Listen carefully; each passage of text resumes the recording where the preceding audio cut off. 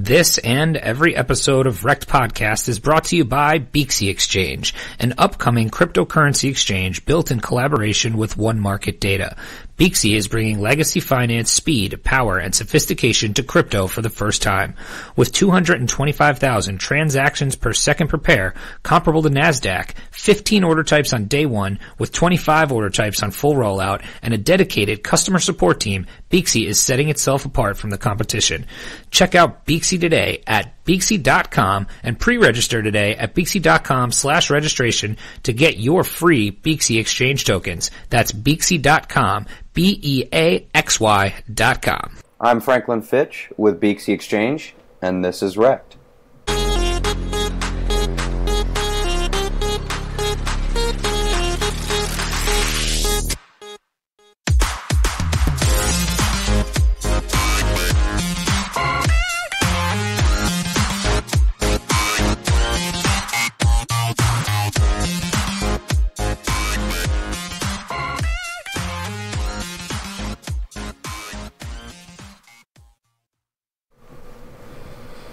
Hello and welcome, everybody.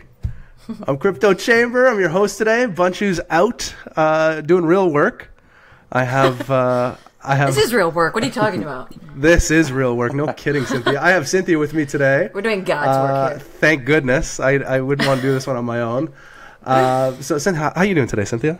I am great. I am not hungover today, and I got up early and went to the gym. I mean, it was just a fantastic day. Yeah. Woohoo! Being in Florida, you don't get the nice thing about the winter here in the north is we can let ourselves go come September, October. We just get into winter body mode. Bear mode. Right. Living in Florida, you got to keep beach body seasons all year round. So it really is a downfall. Yeah. But we have Franklin from Beaxy here as a 3-timer, the only person to bless our show 3 times. So we're going to get him a velvet jacket for the 3 times. Yes. That velvet REKT jacket. That's going to be nice. We're going to add that to the REKT merch store. I should pass my Decred jacket on to you, Franklin. Oh, gosh. You honor me. That thing is... Everybody wants it. Yeah, oh my god. It's probably the most hyped clothing item in crypto, to be honest. So, we have you here for obviously a special reason. Beaxy is going to be going live, in a matter of days, weeks. Soon. Soon. This is like an internal meme that we use, like soon. Yeah. It actually was on some other podcast or something that someone had said that and kind of being facetious, but like that's become an internal meme now. Like whenever someone asks like when something's happening, we'll be like soon, Yeah. But yeah, in a matter of weeks. So right. So in the second quarter, is that what we're saying? Yeah. No. I mean, we're in the weeks phase now for sure. Perfect. And again, the product is finished. It's just when you're trying to do something as ambitious as like launch the most advanced crypto exchange, spot crypto exchange that's ever existed, there's so many things you don't see, and that last minute fixes, tweaks, etc. So that's kind of the part we're in now. All of the core components are finished and 100% ready to rock, but we're doing the beta. Yeah, I saw a tweet yesterday. Was yesterday the release of the kind of the final beta testing? Yeah, that was the one. It's been really good. The feedback's been super positive. We're awarding people with Beaxy tokens for getting on there and playing with it and trying to break it, basically. We're trying our best to break it at this point, and then fix it again. So, yeah, it's been a really exciting process. And I think, one thing I just want to shout out our community for being so awesome. I mean, those guys are just in there every day, giving their free time to test, this exchange and do it in a rigorous, methodical way, but have fun with it at the same time. So our Discord has been really, really popping. And well, I just saw it. I think I just saw you tweet out or Beaxy tweet out the Discord just hit what was it, 1,000? 3,000. 3,000? Sorry, geez, I was Really... Well, you know what I'll hang my hat on is and I'll use the example of Decred, Cynthia, which is a great project. Has a lot of support globally, and I think we're like past their Discord numbers already, and we haven't even had this thing for very long. It's only been a few months. So I look at it as a marketer, and I'm like, I think our active user base is going to be somewhere around the level of our Discord at any given time, because people have to do two-factor to get in there, and that means those are real, legitimate users who are super engaged with our community.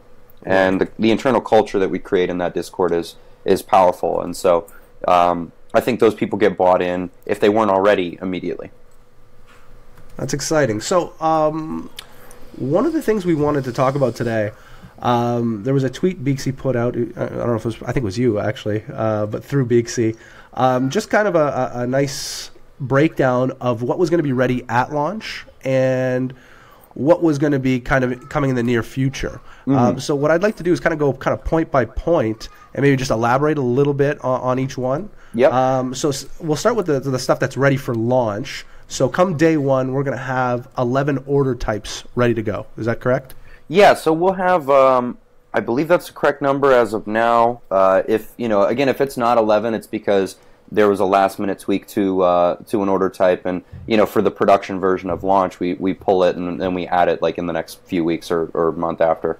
So that actually ties to the other point of what's coming soon. Is the core amount of order types that we have will be fundamentally on par with the most order types, like a Bittrex level distribution of order types, and then we add a bunch more very quickly thereafter. What we've been trying to do is perfect the base version of the exchange, and there's a lot of tweaking and stuff that happens there. But once that production version of the exchange is ready to go, then all of our focus goes to new features, implementation of new order types, things like that. So that's going to be coming soon. And then the second point, security architecture. So we have a kind of a multi-level security approach, which is, and I think I described this on one episode of the show. We are sweeping off the blockchain stuff from hot wallets to cold wallets automatically. A lot of the hacks that you see are really related to hot wallets being compromised. And every time we've seen these happen, we're kind of wondering, like, why was there so much money on the hot wallet to begin with? That shouldn't have been the case. And so we built in a protocol to basically automatically and statistically mitigate risk by diminishing exposure to the hot wallets and sweeping stuff into cold. So that's that point there. And there's another, I always like to give my my secrets or undisclosed announcements. I'll have another one somewhat related to that for later in the show. Cool.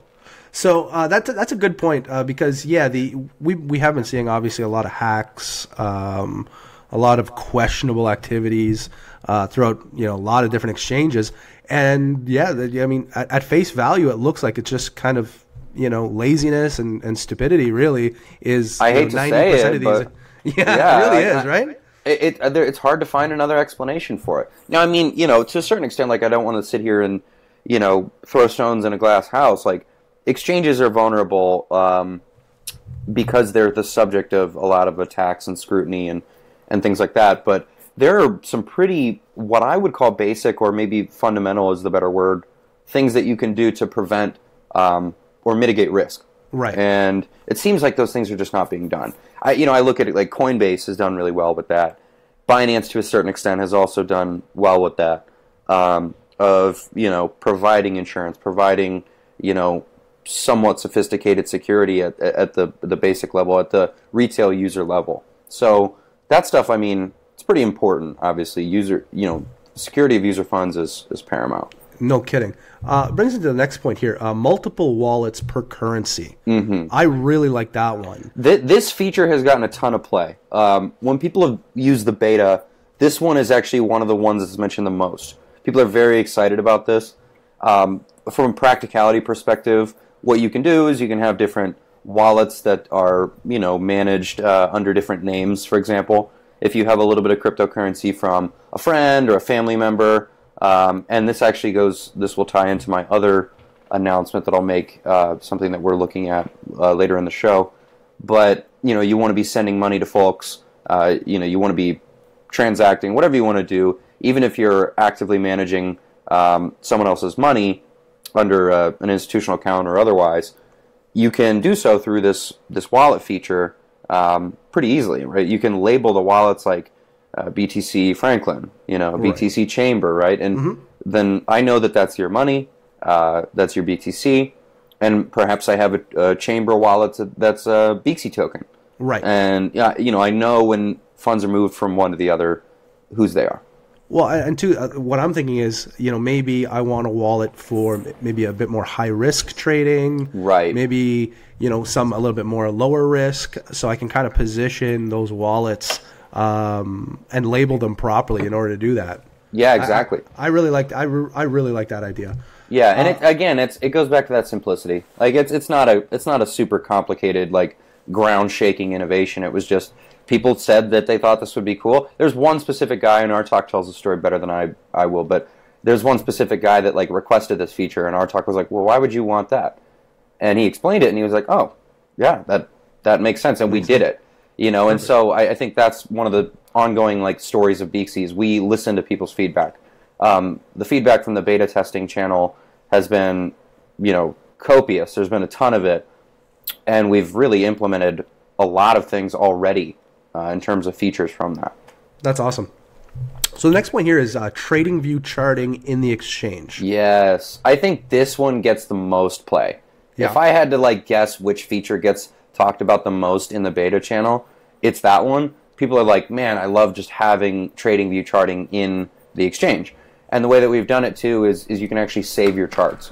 Oh, really? Yeah, so you can do your TA, cool. Right? I mean, people love that. I mean, a trader's exchange, so to speak. So if you're doing some TA, you're like, oh, I like this setup, blah, blah, blah. It's 2 a.m. and I shouldn't have been up this late and I got to go to sleep. You can close it out and you can have that chart saved and open it up and find it again. That's cool. So is it going to be available? Now, I use TradingView, pretty frequently. Or is this more of a TradingView thing? Like, will I be able to pull up Beaxy charts on TradingView? Yeah.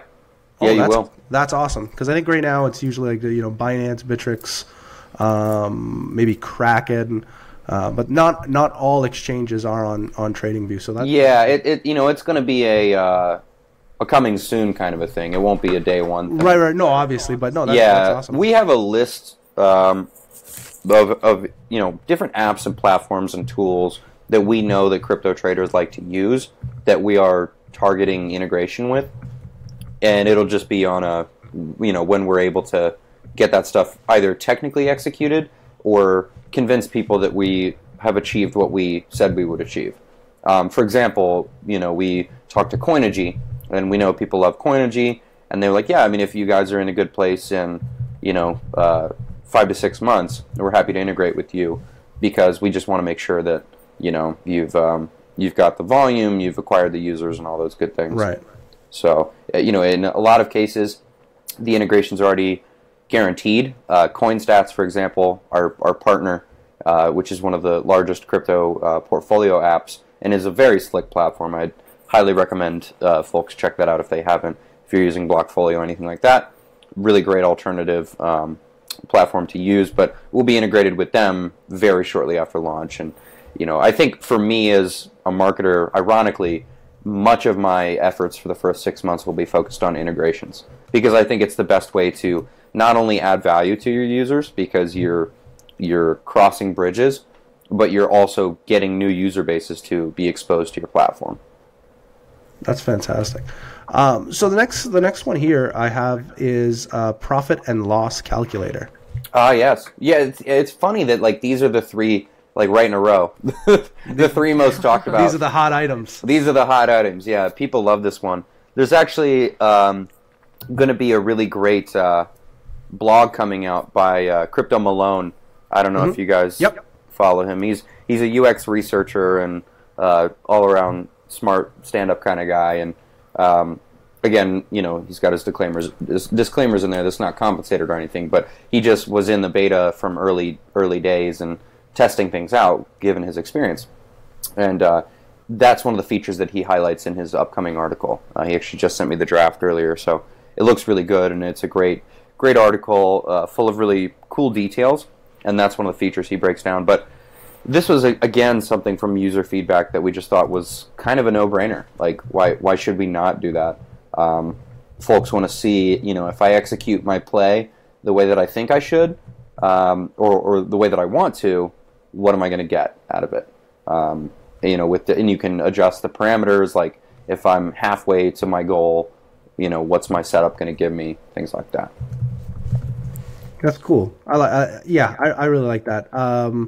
Now the staking program I think is pretty interesting too. So the coin staking. Now we have 2 tokens we can stake. Correct? Is that Yeah. So it's the language I think gets a little bit confusing because there's 2 mechanisms. Right. One is staking of Beaxy itself. Basically, you and not in a literal staking sense as crypto.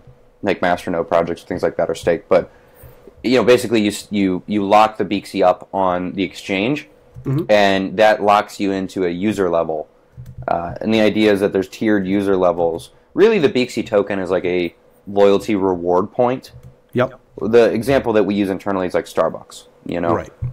It helps you access features of the platform. It helps you have liquidity.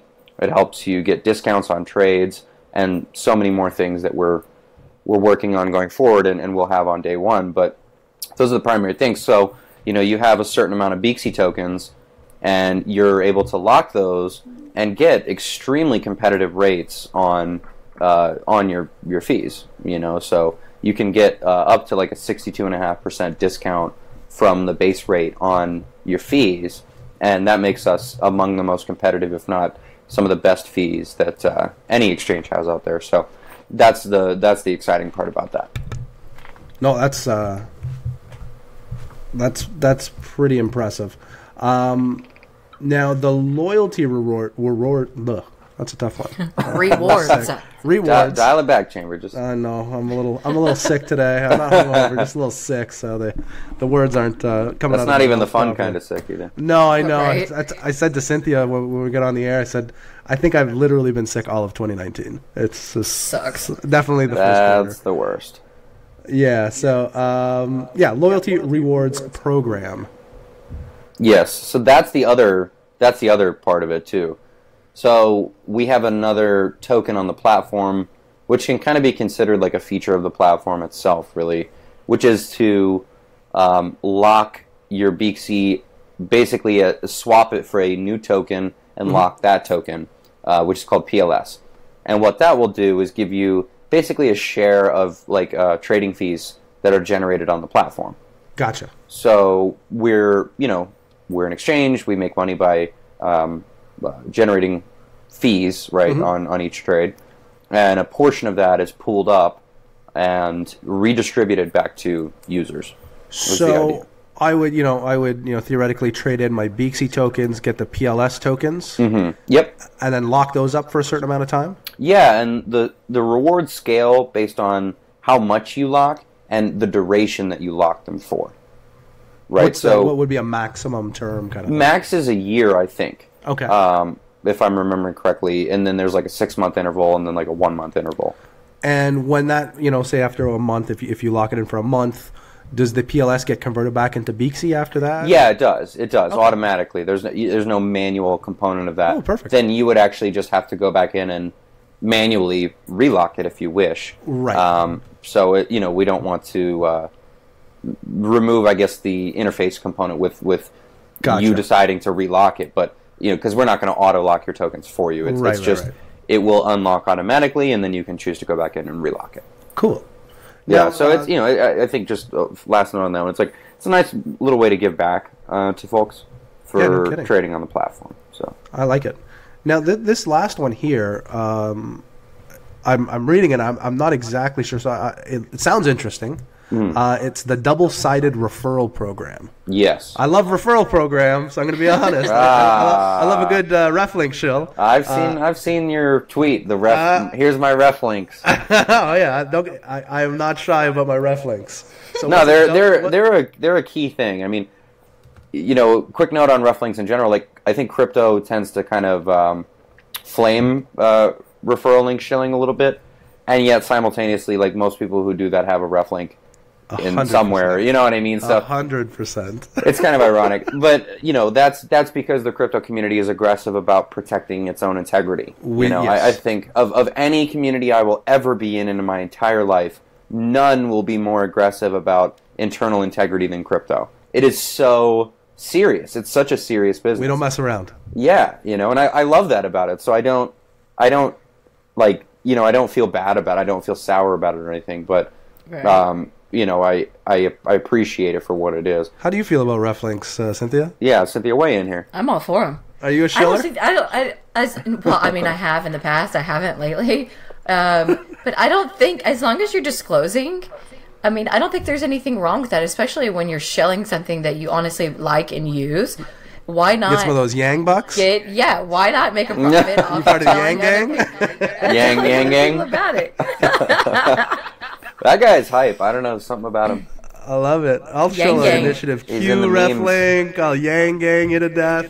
Where did Initiative Q... Hold on, pause. Where did Initiative Q go? What happened to that? knows? Somebody was just tweeting about that the other day, and then I saw, and he was like, "I haven't seen anybody tweeting about Initiative Q. You must all be rich already," and which is why I haven't heard. From Yeah, it just disappeared, like, off Yeah. the face of the earth. I'm talking, Yeah.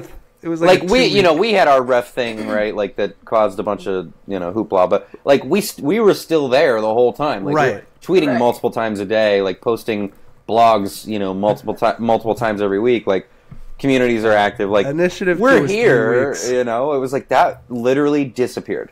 Yeah. I don't know where they're at anymore. Who knows? Who knows? Yeah. We Yeah, will the figure whole- out where they are. We'll have them on the show, see if they're wrecked or not. Yeah, Right. I mean, Yeah. do that, because I'm curious. All right, we're gonna launch into the coming soon.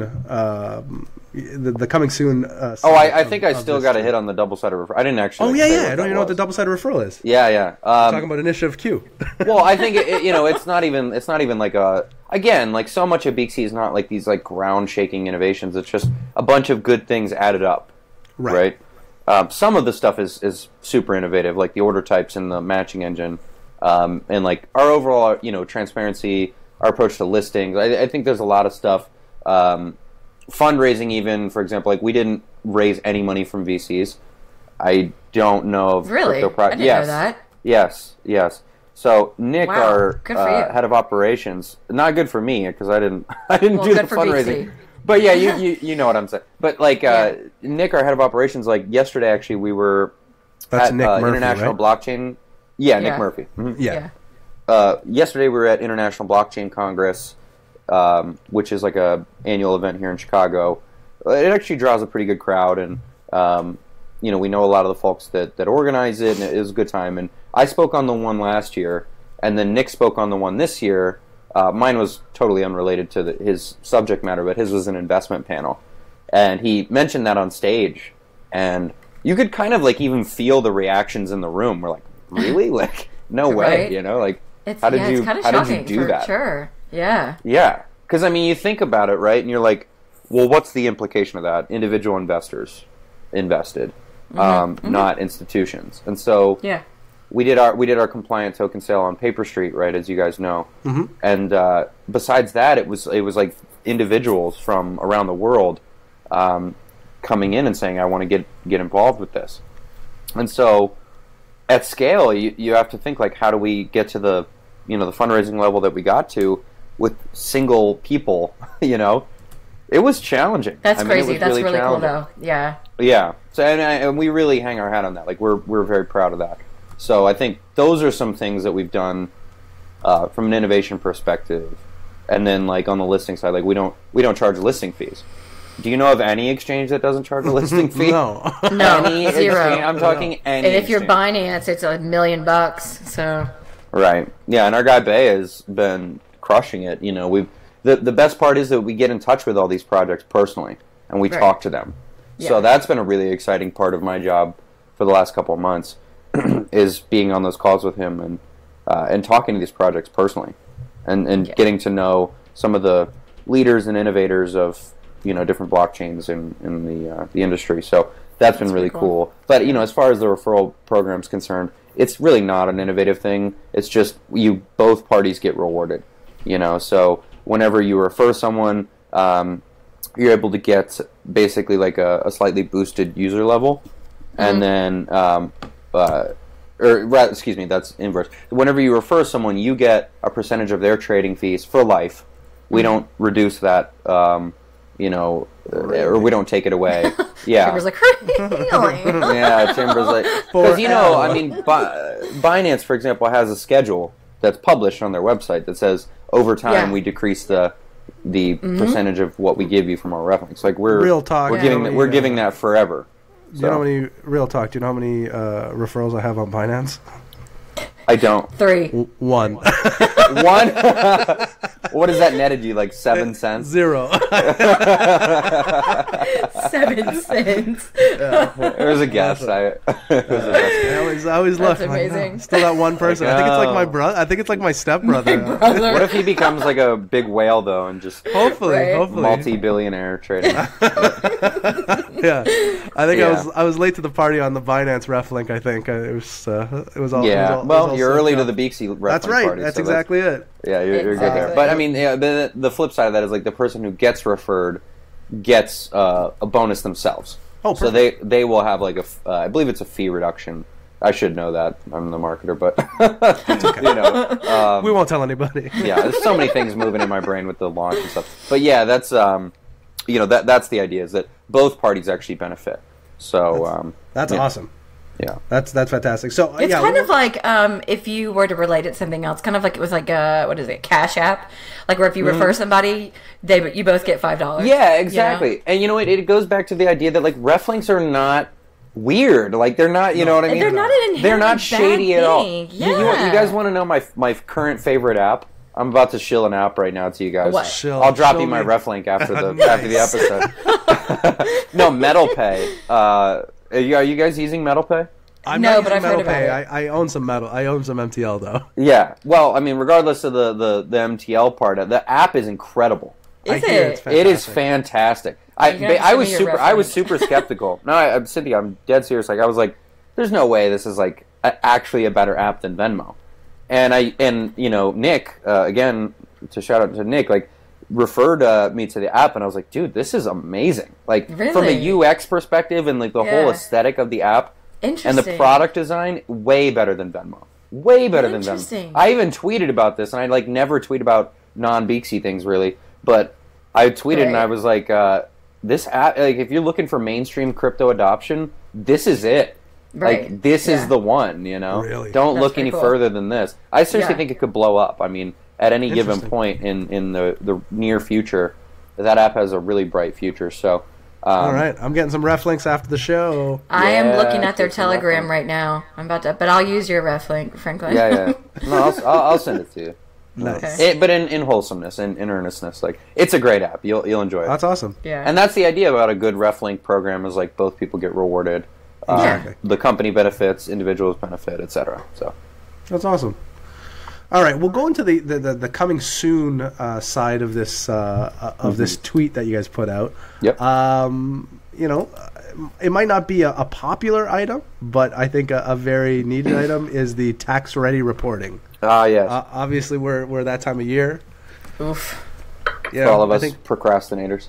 Yeah, I know, no kidding, right? I'm usually really good at this, but I do my own taxes. I'm usually done by February. Wow. I still haven't done mine yet. It's my project this weekend. Yeah, it's a huge nuisance. But yeah, that's kind of the point of the feature, is that taxes are extremely annoying. Coinbase was like the first exchange that I remember doing anything like this, which was having like that CSV file that you could download that would basically give you, raw data around trades that you'd made for the year. And then we were like, okay, well, can we innovate on that a little bit more? Like, can we make it more user-friendly? Can we have it not just be raw data, but like kind of be, the numbers be a little bit crunched? So that's a coming soon feature. I think we'll have that in about Q4. Cool. But it's again, for ideally ready for next tax exactly. There's no sense to rush a feature like that, because what are people going to like use it now? Like, there's no point. Right. But that's one that, again, just trying to save people a little bit of time and headache. So I'll touch on this next one real quick, but obviously we said at the start, maybe 11 order types ready to go at launch, and then you have here 10 plus more order types coming. Right. So yeah, we're looking to have 20 plus order types. That's been the goal from the beginning. The whole point of building the matching engine in the way that we did was to be able to support those advanced order types. And one of the most consistently demanded features by the crypto community is stop loss, take profit. Mm-hmm. So that's one of the ones that we're putting a lot of effort into, and we'll have soon. And then all of the order sends, order cancels, variations, all that stuff. But yeah, I mean, long and short of it is we're going to have a super advanced, multifaceted trading platform in terms of order types pretty soon. That's fantastic. The next one here is Fiat Integration. Yeah. What's that going to look like? Yeah, so bit of an update on that. We will have that. Is this probably breaking news? It's kind of breaking news. I mean, we will have that. Artak has been telling me within like 2 months. Interesting. Nice. So yeah, and I mean, again, I don't know of really any other crypto exchanges that come out of the gate being able to implement that as quickly with a fiat on ramp. Yeah, for sure. Yeah. The money transmitters, there's a lot of nuance to because that's the license and kind of licensure umbrella that you need to be under for fiat is the money transmitter, and we found a way to do that effectively. So we're excited about that. But yeah, I mean, we're talking. I would say with full confidence within about 2 months after launch. That's awesome. The next one here is the one I'm the most excited about because I do a lot of trading, and not very well, but no, not very well. I do a lot of it though. Exchanges like me. Sorry, Chamber. I had to. No, that's all right. Hey, this is the reason for the show. The irony is the exchanges make money if you're good or bad. It doesn't matter. Exactly. Yeah, they love me regardless. Yeah, you're there. You're doing it. But this might take me to the next level though. Is I haven't found a really good mobile app for an exchange, and that's what you guys have coming up in the future. Is a mobile app. So I'm pretty excited about that. Yeah, the analogy that we use internally is like if you're actually trying to package the Beaxy trading engine and put it in a mobile app, it's like trying to put a cannon in your pocket, So the first version that we'll have will be what we've talked about internally is having one for notifications, right? So we're looking at SMS, we're looking at different notification methods, email obviously, right? And another great way to get people the know-how or account updates is through a mobile app. And so the first version that we're going to roll out is going to be like purely notification and account update oriented. And then while we trying to, the whole time we're working on putting this cannon in your pocket because it's such a powerful, platform, and trying to distill it down to a mobile app is challenging. So I don't have any sense of timing on that necessarily, but if I had to guess, it would probably be early next year or end of this year. Sure. But it's something that we know that it's an important thing, and that other kind of MVP version will be ready much sooner than that. Nice. I was gonna say because one of the biggest pains, I don't know if it's just because I haven't found it yet, but using the major exchanges, I wish I could get an email or some sort of notification saying that a bid has hit. Yeah. You know what I mean? Yeah. I'm sure we have all that stuff already. I'm sure some people are laughing at me right now. I haven't figured it out yet. But yeah, I have not figured it out. I've looked on Binance. I've looked on Bittrex. I just want some sort of notification to come via email. That we already have. Perfect. Yeah, that seems simple enough. It does seem simple enough. Again, innovation isn't always complicated. It's usually not complicated. It's usually actually extremely simple. I think simplicity is the heart of innovation. So that is something that we will have out the gate. Good. That is a standard feature. I'm very happy about this. Yeah. Yeah, and for all the different. Tired of all those liquidation emails. He wants. No, I don't mess around with liquidation emails. I don't mess around with that. But the next point here is probably one of the hottest items. I'd say over the last month or two, but Launchpad / Incubator Program. Yes. Obviously, Binance has been the IEO. tearing that new things up. three-letter phrase that people love are it. excited about in crypto. Everyone just moves on to a different three-letter phrase that is essentially the same thing. Exactly. Have you guys noticed this? It's like ICO, STO, IEO. Guys, they're all the same. It's the same thing. It drives me bananas. It's the same thing. So I have a good chuckle at that. But yeah, so we're going to do that in a not shitty way to be 100% frank No, that's with fair. you, because the way that we've seen them, and I don't mean to like name names here, but I'm going to do it anyway. Binance, the way that some of those sales were done was not. Well, I think you guys know where I'm going with that. It was totally. not. I mean, just speaking for myself, looking at it, they've now just recently gone to like a lottery. And they got a bunch of negative feedback on that. Right. Mm-hmm. And I don't, the model itself, like I get why they did that. I don't think the model itself is meant to be evil, but like it came off that way. Right. It definitely came off that way. Having, the only way to participate is having the BNB token. Aren't you kind of implicitly pumping BNB then at that 100%. point? Like, it's been pumping nonstop for like 2 months, I think, just Yeah. on the back of that alone, right? Right, because now all of a sudden ICOs, or whatever three-letter acronym you want to use, are pumping again. Yeah. We're in that phase again. Every time I've seen a project launch recently, it's pumping. So there's that speculation, there's that hype.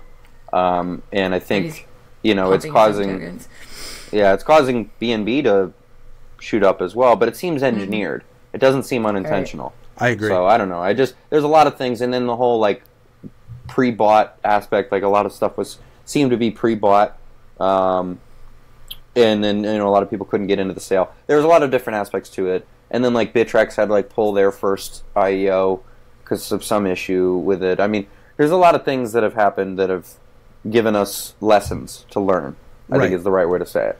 And we're looking at those and we're saying, okay, let's make sure we do this the right way. And the other part is, like, we want to do them in a compliant manner. The SEC just released some guidance today on classification of token sales and all that jazz. I don't think it's, the Bible, but I think it's a step in that direction of laying down a categorical sort of set of guidelines. And it definitely sounded positive, I would say. It did. I think overall it did sound positive. I actually agree. I read most of it, and then I read a couple articles that summarized it, and I thought it was positive for sure. I think Beaxy was in light of the way that we handled things. I think we were in pretty good standing with that. So that was exciting. But yeah, I mean, it's back to the point is like we want to. If we're doing on-platform sales, we want to do them in a compliant manner. So that's going to be part of it. We have some things already in the works for that I probably shouldn't say, even though I want to right now. That's fair. we want you to... I like to give you guys the tidbits. I know. Have a couple more drinks of that, fine that wine. That vino over there. Yeah. Let the loose lips sink ships. Loose lips sink ships, yeah. So the last item on the coming soon list here is the OTC Desk, which is pretty interesting. Yeah, we have a couple different things that we'll be doing for that. I frankly I don't know much about where we're at with it right now. I know that we've discussed like a dark pool system that's actually like run on a blockchain, but then I think in the immediate sense we're probably going to just do like a manual escrow type system where we help facilitate those transactions. Hey Cynthia, I'm gonna quiz you right now because I just learned what OTC stood for. Over the counter. Okay, you're way smarter than me. Come on, Chamber. How do you not know that? I was actually trying to trap you. Yeah. Okay. I knew the whole time. Yeah. Yeah. I definitely didn't. We believe you. Thanks, guys. Yeah. So that does it for the the stuff that's going to be ready at launch and the stuff that's going to be upcoming in the near future. I gotta tell you, I'm pretty excited. I think I'm looking at a text from Cynthia right now. It says "Send Metal Pay Ref link." I was wondering if you'd see that while I had my phone facing down, and then I picked it up, and I was like, "Wait a second." That's great. I will send it. Love. That's awesome. So what we'll do now is we'll get into some news.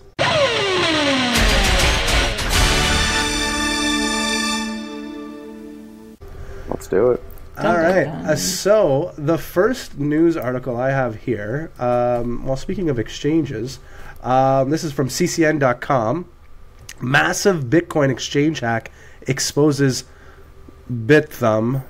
I still don't like the Come on, Chamber. You know, it's BitHum or ByThumb, but we'll ByThumb. ByThumb. If anything, really, it's Chamber.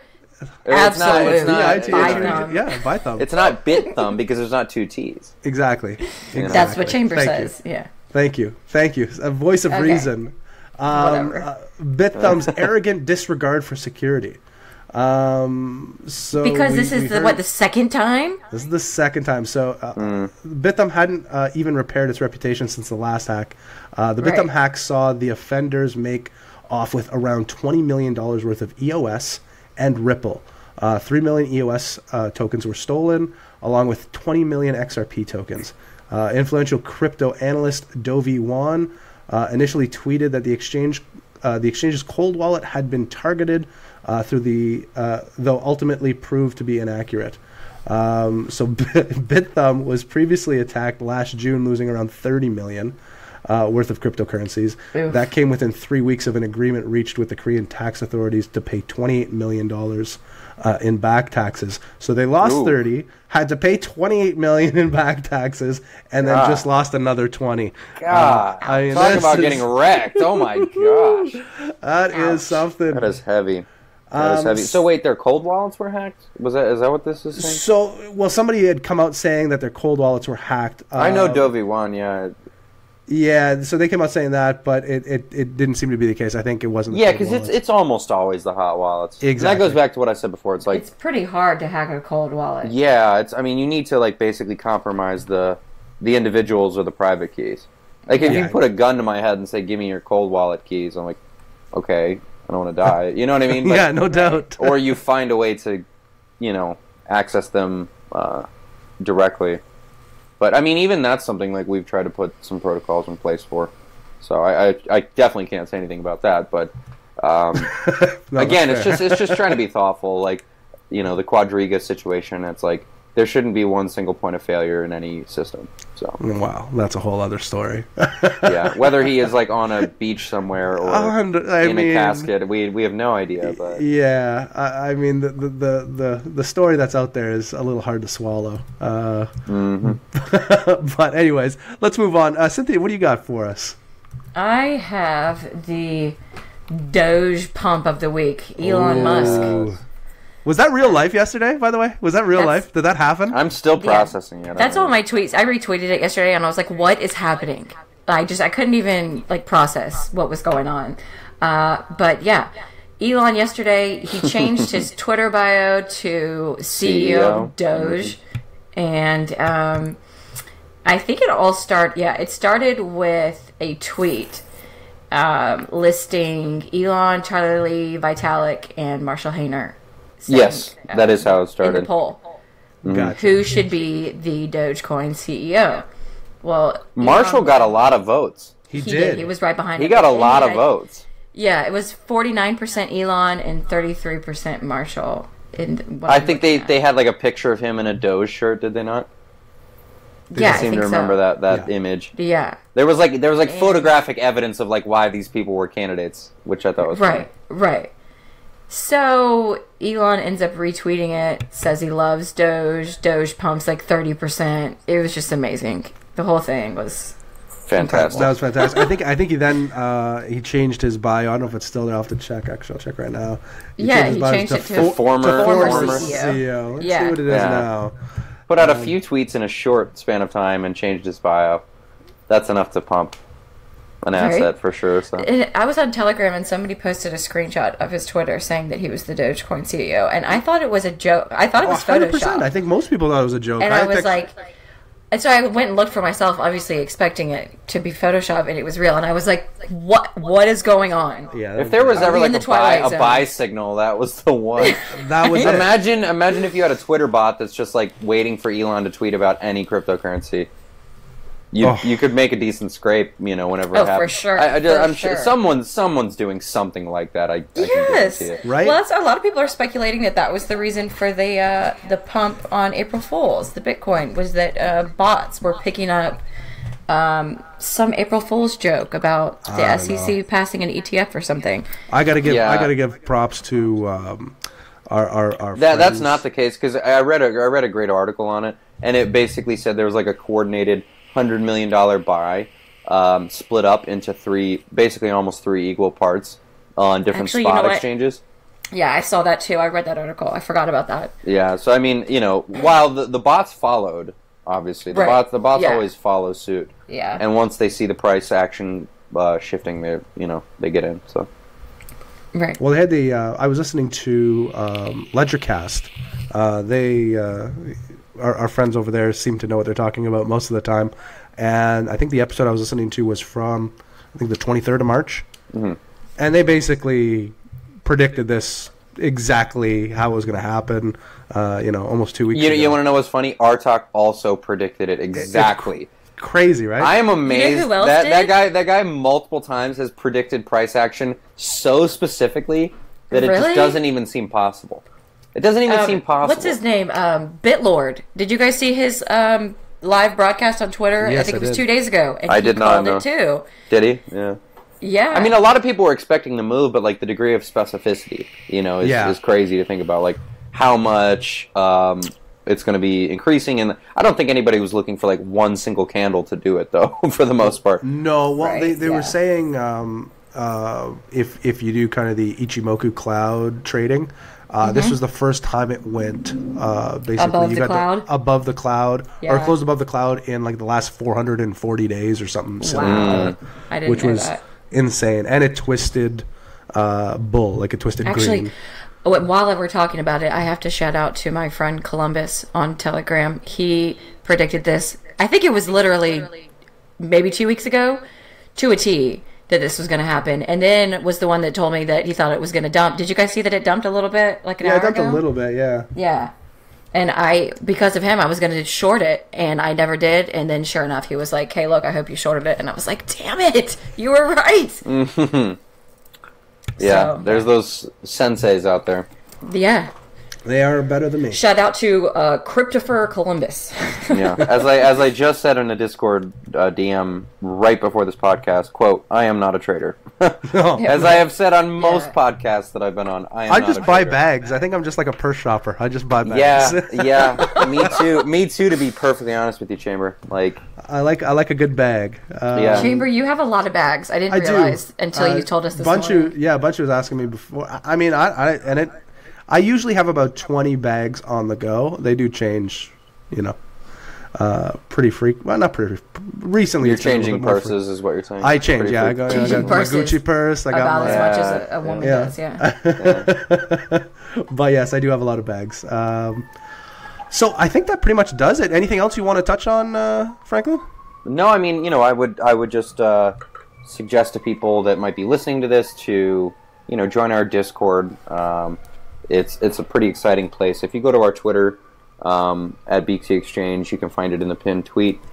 So that's always a good way to get directly connected to the team and get pieces of news and information and other stuff that is happening up to basically the minute or sometimes the second with Beaxy. We're always online. We don't have social lives, and so that's great. And then, go ahead and just make sure you get registered for whenever the launch, launch date is announced, so that you're ready to go. Yeah, and, use my ref link, guys. Yeah, use Chambers' it's ref not link. Difficult. That's a great way to round it out, actually, is